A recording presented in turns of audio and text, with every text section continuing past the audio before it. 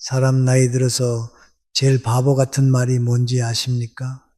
그래도 친구니까 오래된 사이니까 이 나이에 친구 하나라도 있어야지. 아닙니다. 그 말에 속아서 마음 다치고 인생까지 흐트러지는 사람들이 수두룩합니다. 예전에는 몰랐어요. 그래서 참았습니다. 불편해도 내가 이해하면 되지. 말이 안 통해도 그냥 넘어가자. 그런데요, 참는 사람이 계속 참으면 결국 그 관계는 썩어갑니다. 나이 들수록 친구는 많을 필요 없습니다. 단 한 명이라도 내 마음을 망가뜨리지 않는 사람이면 됩니다. 그런데 아직도 나를 무시하고 함부로 말하고 고맙다, 미안하다 한마디 없는 사람을 친구라는 이름으로 붙들고 계십니까? 그렇다면 지금 이 영상이 꼭 필요합니다. 오늘 말씀드립니다. 늙어서 절대 친구로 지내면 안 되는 사람 5가지. 하나라도 해당된다면요, 그 관계는 미련이 아니라 정리가 필요합니다. 오늘 주제가 마음에 드신다면 구독과 좋아요 눌러주세요. 여러분의 마음을 안아주는 좋은 콘텐츠로 보답하겠습니다. 첫 번째, 예의 없는 사람, 친하다는 이유로 선을 넘는 사람. 영숙 씨는 60대 중반입니다. 오래 알고 지낸 친구가 하나 있는데 그 친구는 모임만 나가면 꼭 이렇게 말합니다. 야, 너는 원래 그렇게 답답했잖아. 영숙이, 너는 옛날부터 눈치가 없었어.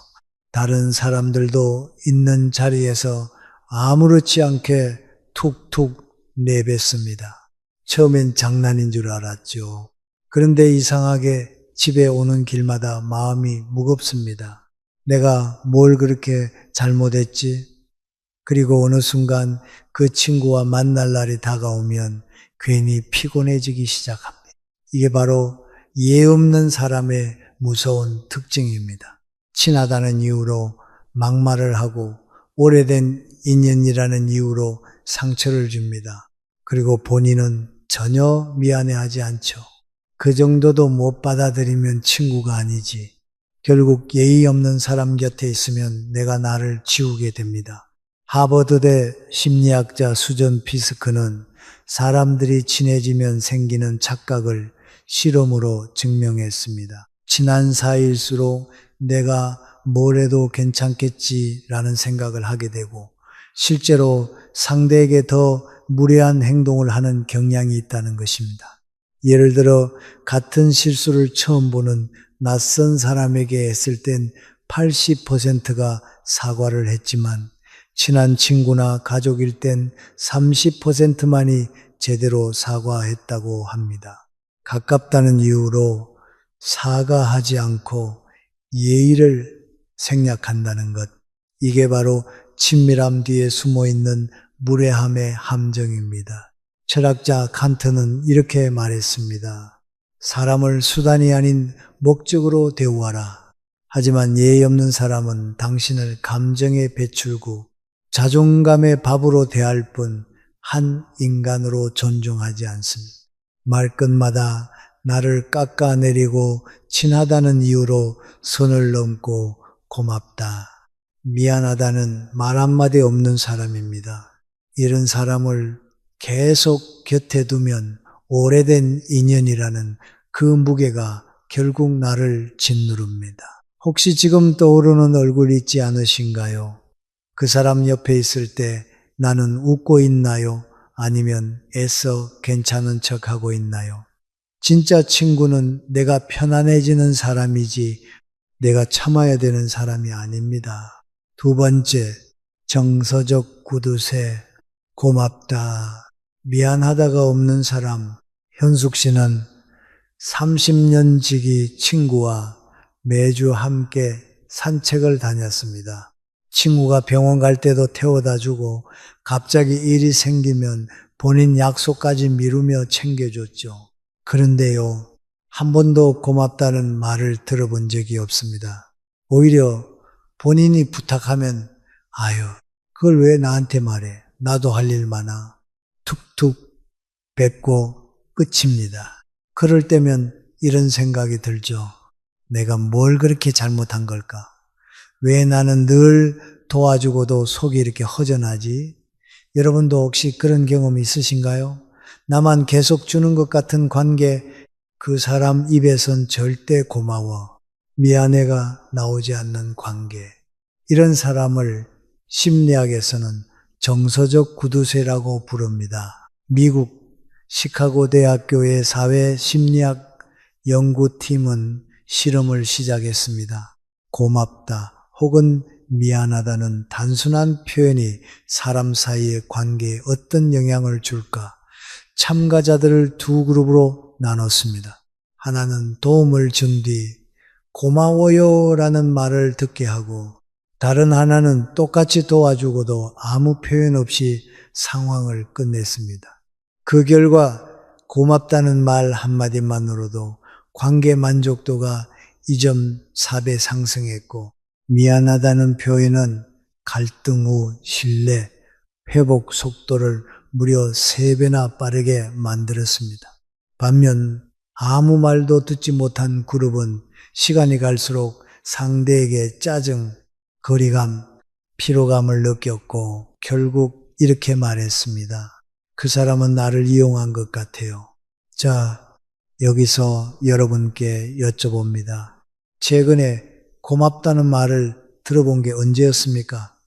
미안해라는 말을 누군가에게서 들은 적 있으신가요? 혹시 여러분이 해온 모든 배려와 수고가 그저 당연한 일처럼 여겨지고 있진 않으신가요? 철학자 루소는 이렇게 말했습니다. 감사는 관계의 양심이다. 그렇습니다. 사람 사이의 오해는요, 고맙습니다와 미안합니다, 이 두 마디만 잘해도 생기지 않습니다. 그 말을 못하는 사람은 양심 없이 관계를 소비하는 사람입니다. 여러분의 정은 받으면서 책임은 지지 않고 말 한마디는 아깝다 여깁니다. 결국 그렇게 관계는 조금씩 무너지고 보이지 않는 곳에서 여러분의 마음은 말라갑니다. 혹시 지금 떠오르는 얼굴 있으신가요? 그 사람은 정말 친구입니까? 아니면 여러분의 마음을 무시한 채 그냥 정을 갉아먹는 존재는 아니었나요? 이제는 감정을 받기만 하는 사람은 정리할 시간입니다. 말은 작지만 관계의 운명을 바꿉니다. 고맙다는 말은 마음을 살리고, 미안하다는 말은 상처를 덮습니다. 그걸 못하는 사람은 여러분의 곁에 있을 자격이 없습니다. 세 번째, 남는 꼴 못 보는 사람, 진심으로 박수 못 쳐주는 사람은 독입니다. 여러분, 혹시 이런 적 없으세요? 기분 좋은 일이 생겨서 누군가에게 말해드리다가 내가 민망해졌던 적이 이번에 회사에서 상 받았대 했더니 돌아온 말, 요즘은 그런 상은 다 돌려가면서 주더라. 그런 거 받는다고 뭐 달라지나? 순간 기분이 뚝 떨어지죠. 내가 잘못된 말을 한 것도 아닌데 왜 이렇게 초라해지는 걸까요? 그 이유는 그 사람이 여러분의 기쁨을 기쁘게 받아줄 마음이 없는 사람이기 때문입니다. 그리고 그 마음 밑바닥엔 질투라는 이름의 독이 흐르고 있습니다. 심리학자 리언 페스팅거는 이런 사람들의 심리를 간파했습니다. 그는 말했습니다. 사람은 자기 자신을 남과 비교하면서 자존감을 유지한다. 즉, 남보다 뒤처졌다고 느끼는 순간 상대를 깎아내려서라도 내 위치를 지키려 한다는 것. 그래서 남이 잘 됐다는 말엔 표정은 웃고 있지만 속은 타 들어가는 사람들이 생겨나는 겁니다. 하버드 대학교 심리학자들은 친구의 성공 소식을 들었을 때 사람들의 감정 반응에 관한 실험을 진행했습니다. 참가자들에게 이런 상황을 가정하게 했습니다. 오랜 친구가 큰 성취를 이루었다는 소식을 들었을 때 어떤 감정을 느끼는가? 그리고 그 반응을 실시간 생리 측정, 심박수, 땀 분비, 뇌파 반응을 통해 관찰했습니다. 결과는 놀라웠습니다. 질투 성향이 높은 참가자일수록 성공 소식을 들은 직후 스트레스 호르몬 코르티솔이 급격히 상승했고, 뇌파 검사에서는 분노와 불쾌감을 담당하는 부위가 동시에 활성화됐습니다. 그리고 인터뷰에서는 이런 반응들이 실제로 나타났습니다. 솔직히 배 아팠어요. 그 얘기 듣고 나서 하루 종일 기분이 가라앉았어요. 괜히 나 자신이 초라하게 느껴졌습니다. 심리학자들은 이 현상을 불행의 감염이라고 부릅니다. 남의 기쁨이 자기 안의 결핍과 비교되어 고통으로 번지는 것, 그리고 이 감정은 그 사람 혼자만 괴롭게 만드는 게 아닙니다. 함께 있는 사람까지 병들게 만듭니다.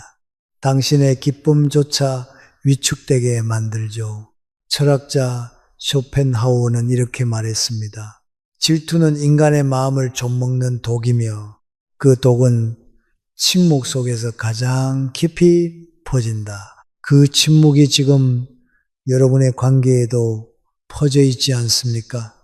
남의 기쁨을 축하하지 못하는 사람은 결국 남의 불행을 바라는 사람입니다. 칭찬 한마디가 그렇게 어려운 사람, 박수 한 번도 진심으로 못 치는 사람은 친구가 아니라 내 기쁨을 두려워하는 숨은 적일 수 있습니다. 그런 사람 곁에서 여러분의 마음은 조용히 천천히 무너져 내립니다. 네 번째, 말로 지배하려 드는 사람, 조언으로 포장된 통제. 미정 씨는 얼마 전 동창 모임에서 오랜만에 한 친구를 만났습니다. 이 친구는 대화 시작부터 이렇게 말했습니다. 나는 네가 그렇게 사는 거 보면서 답답하더라. 그런 식으로 하면은 손해보는 거야. 내가 너였으면 벌써 그렇게 안 했지. 처음엔 걱정해 주는 말인 줄 알았습니다. 그런데 가만히 듣다 보니 전부 나였다면 나는 그렇게 안 해. 결국은 내가 틀렸다는 얘기뿐. 미정 씨는 그날 집에 돌아와서 한숨이 나왔습니다. 친구랑 대화를 나눈 게 아니라 누군가의 기준에 평가당한 느낌. 이게 바로 말로 지배하려 드는 사람의 전형적인 특징입니다. 심리학자 데보라 테너는 그들은 왜 그렇게 말하는가 해서 이런 사람들을 언어로 계급을 만드는 사람이라고 표현했습니다. 이들은 겉으로는 조언을 하는 척하지만 말의 구조를 보면 이렇게 되어 있습니다. 나는 이렇게 했다. 나는 옳다. 너는 왜 그렇게 하냐? 너는 틀렸다. 내가 봤을 땐 그건 아니야. 넌 바꿔야 해. 말 한마디 한마디가 지적이자 우위 확보의 도구인 셈입니다. 노스웨스턴 대학교 심리학과는 조언을 받는 사람의 감정 반응에 관한 실험을 진행했습니다. 같은 조언이라도 그렇게 하면 안 돼. 넌 잘못하고 있어처럼 상대가 강요처럼 말할 때 수용도가 60% 낮아졌고 이렇게 해보는 건 어때처럼 상대가 선택권을 남겨둘 때 반대로 신뢰감과 만족도가 2배 이상 높아졌습니다. 즉, 말을 어떻게 하느냐가 아니라 말 안에 지배 의도가 들어있느냐가 관계의 피로도를 결정짓는다는 겁니다. 혹시 이런 말 들어보신 적 있나요? 내가 너였으면 벌써 그렇게 안 했지. 내가 다 겪어봐서 하는 말이야. 그렇게 하면 후회해. 내 말 들어. 이 말들이 진심 어린 조언처럼 들리셨나요? 아니면 마치 넌 틀렸고 난 맞다는 판단처럼 느껴지진 않으셨나요? 철학자 쇼펜하우어는 말했습니다. 사람을 설득하려 하지 말고 그가 스스로 깨닫게 하라. 말끝마다 내 삶을 평가하고 자기 기준을 정답처럼 말하는 사람, 그 사람 옆에 있으면 나도 모르게 내 삶을 의심하게 되고 내 선택이 작아지고 내 자존감이 자꾸 흔들립니다. 말이 많다고 지혜로운 게 아닙니다. 말로 상대를 컨트롤하려는 사람은 그 관계 자체를 불편하게 만듭니다. 번째, 돈이나 물건을 아무렇지 않게 요구하는 사람. 나 다음 주에 아이들이랑 해외여행 가기로 했거든. 근데 가방이 마땅한 게 없네. 지난번에 내가 매던 거 있잖아. 그거 좀 빌려줄 수 있을까? 딱 일주일만 쓸게. 처음엔 괜찮습니다. 아는 사이니까 또 상대가 급하다고 하니까. 하지만 이런 일이 한두 번 반복되기 시작하면 그때부터 마음 한편에 이상한 감정이 피어납니다. 왜 매번 나한테만 이러지? 이건 진짜 급해서일까? 아니면 나를 만만하게 본 걸까? 심리학자 필립 스타인은 거절의 심리학에서 반복적 요청의 권리와 현상을 말합니다. 한두 번 호의를 베풀다 보면 상대는 그 호의를 권리처럼 받아들이기 시작한다는 겁니다. 즉, 빌려줄 수 있는 사람이 아니라 빌려줘야 하는 사람으로 낙인 찍히는 순간이 생기는 겁니다. 그리고 그 경계가 무너지면 어느 순간부터는 상대의 요청이 아니라 지시처럼 느껴지기 시작하죠. 가방을 빌려달라고 했던 그 친구, 막상 여행을 다녀온 뒤엔 가방 너무 좋더라. 나도 이런 거 하나 살까봐. 근데 너 진짜 이런 거 잘 산다 하며 웃으며 가방을 돌려줬습니다. 그런데 문제는 그 다음입니다. 네. 다음엔 스카프, 그 다음엔 선글라스, 나중엔 여행용 캐리어까지. 너는 뭐든 잘 사잖아. 난 돈 아까워서 못 사겠더라. 이번에도 좀 빌려주라. 매번 그렇게 웃으며 말하지만 그 웃음 속에는 넌 주는 사람이잖아. 그게 너 역할이지라는 은근한 암시가 담겨 있습니다. 그리고 어느 순간부터 당신은 주지 않으면 인색한 사람처럼 보이게 되는 상황에 몰리게 됩니다. 철학자 쇼펜하우어는 말했습니다. 선을 그어야 할 때 망설이면 결국 침해당하는 건 나 자신이다. 관계에서도 특히 돈이나 물건이 오가는 순간에는 더욱 분명한 기준이 필요합니다. 상대가 나를 진짜로 존중하는 사람인지 아니면 편리한 자동 입출금기처럼 여기는 사람인지는 그 사람이 나의 거절을 어떻게 받아들이는지를 보면 알 수 있습니다. 그러니 다음에 또 비슷한 부탁이 들어온다면은 이렇게 말해보세요. 미안하지만 이번엔 어려울 것 같아. 내 물건은 내가 아끼고 쓰는 스타일이라서 이 한마디가 당신의 물건뿐 아니라 당신의 마음까지 지켜주는 경계선이 되어줄 겁니다. 그렇다면은 이제 이런 질문을 해봐야 합니다.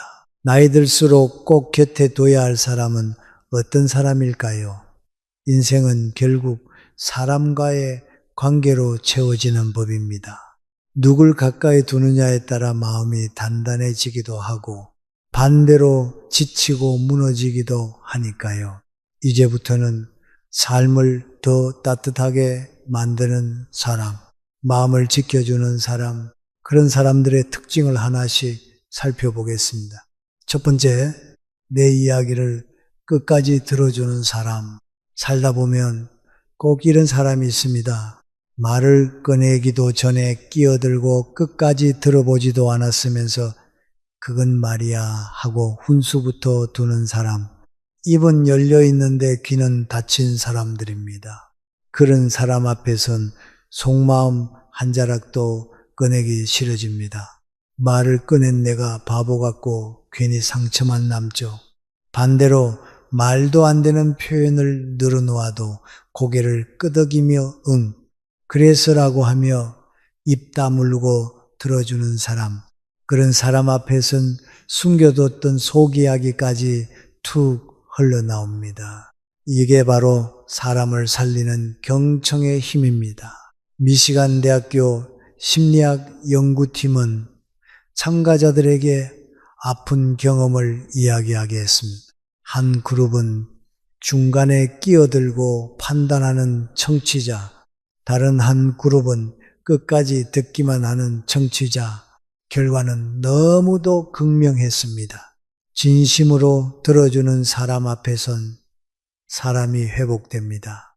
스트레스 지수는 낮아지고 불안은 줄고 상대에 대한 신뢰도는 무려 2배 이상 증가했습니다.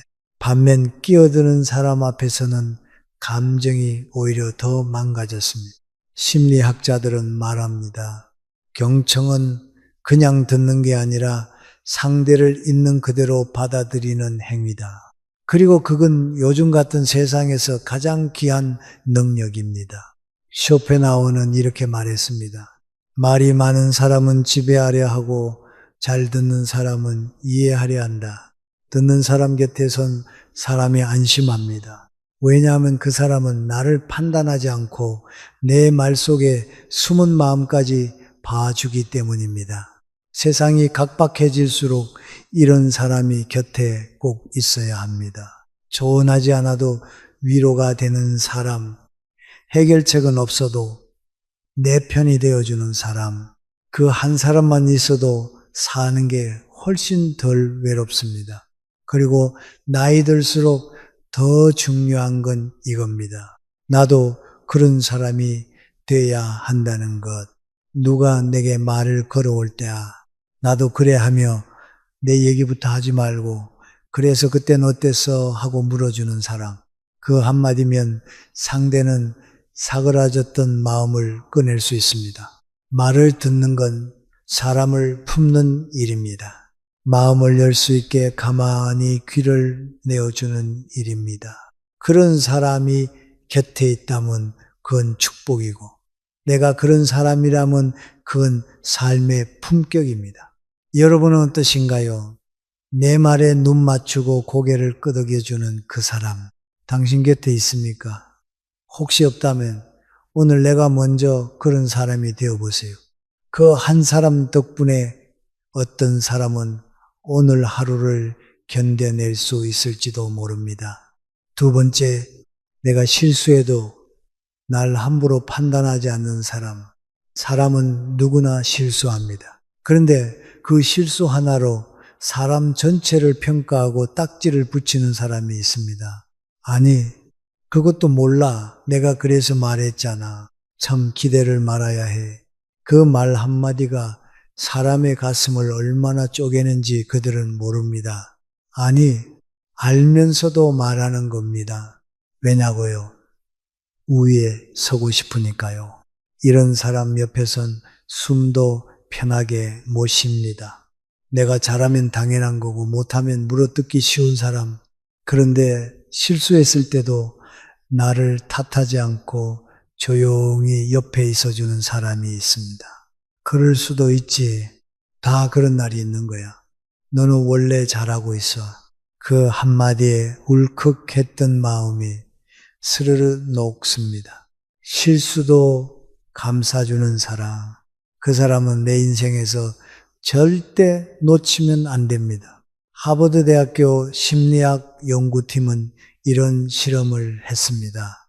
참가자들에게 일부러 틀린 문제를 내고 그 결과를 관찰하게 했습니다. 한 그룹은 왜 이걸 틀렸냐며 비판하는 피드백을 받았고 다른 한 그룹은 이해해 누구나 그럴 수 있어라는 공감 기반 피드백을 받았습니다. 그 후 참가자들의 반응은 놀라웠습니다. 공감을 받은 그룹은 자신감과 집중력이 회복되며 다음 테스트에서 성과가 훨씬 높게 나타났고 비판받은 그룹은 회피하거나 스스로를 더 낮게 평가했습니다. 실수보다 더 무서운 건 그 실수를 지켜보는 사람의 시선입니다. 누군가의 실수 앞에서 이렇게 말할 수 있는 사람이 되어야 합니다. 너 그럴 줄 몰랐어가 아니라 그럴 수도 있지. 나도 그런 적 있어. 철학자 미셸 드몽테뉴는 말했습니다. 우리는 남의 실수에는 맹수처럼 굴고 자신의 실수에는 새털처럼 관대하다.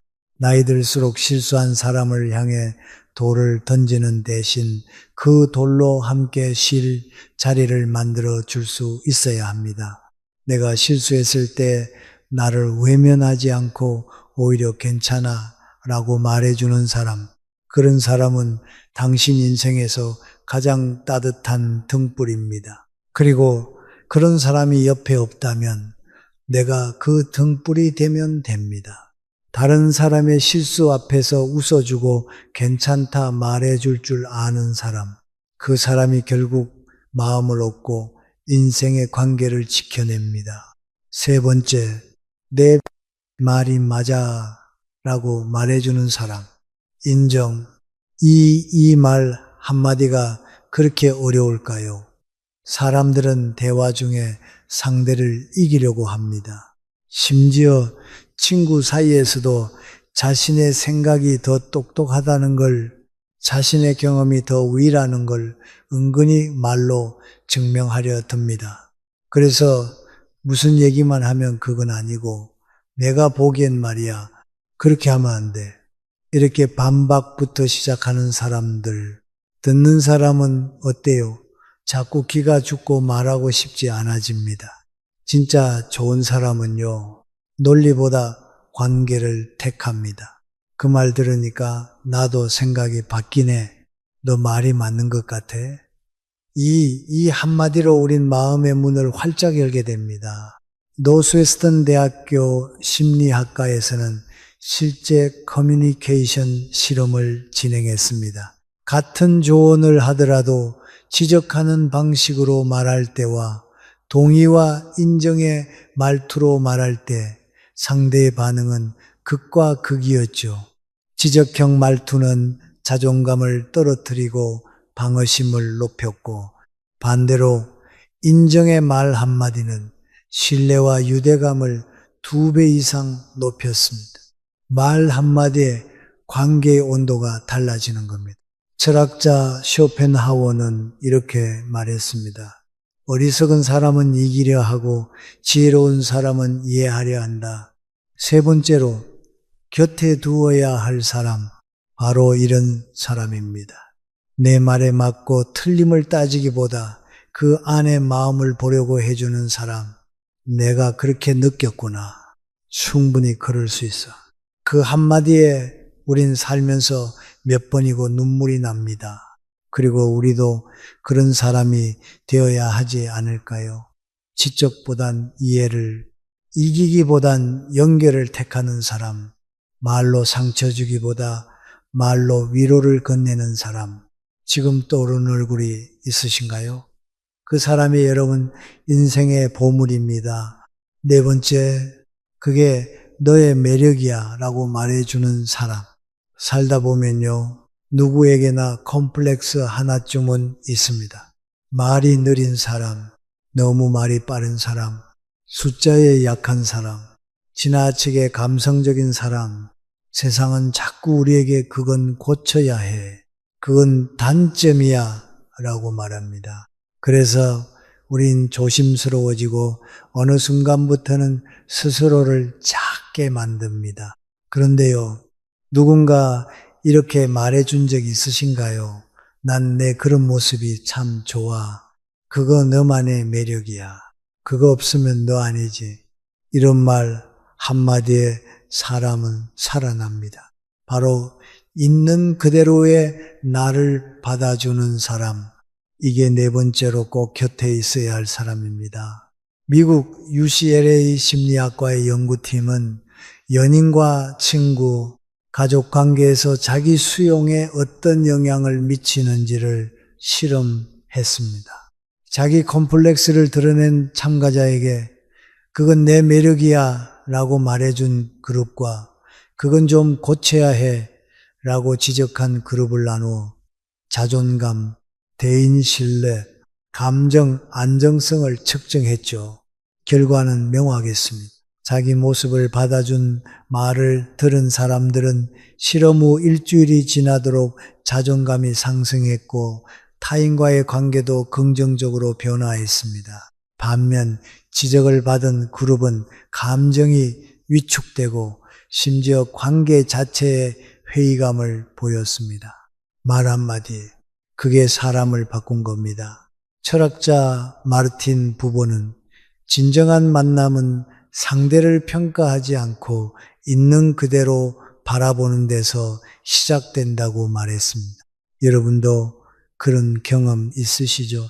단점이라고 여겼던 걸 괜찮다고 말해준 사람 덕분에 그게 오히려 자랑이 되었던 기억, 그리고 우리도요, 그런 말을 해줄 수 있는 사람이 되어야 합니다. 누군가가 자기 약점을 털어놓을 때 그걸 고쳐야 할 것이 아니라 함께 안아줄 것으로 바라봐주는 사람. 세상에 완벽한 사람은 없습니다.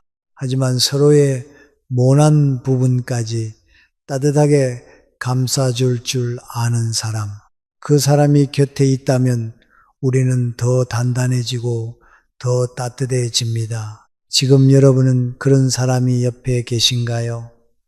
그리고 여러분은 누군가에게 그런 사람이 되어주고 계신가요? 5번째, 지금 떠오르는 사람이 있나요? 그 사람은 여러분이 눈 감는 그 순간까지 절대 놓쳐서는 안 될 사람입니다.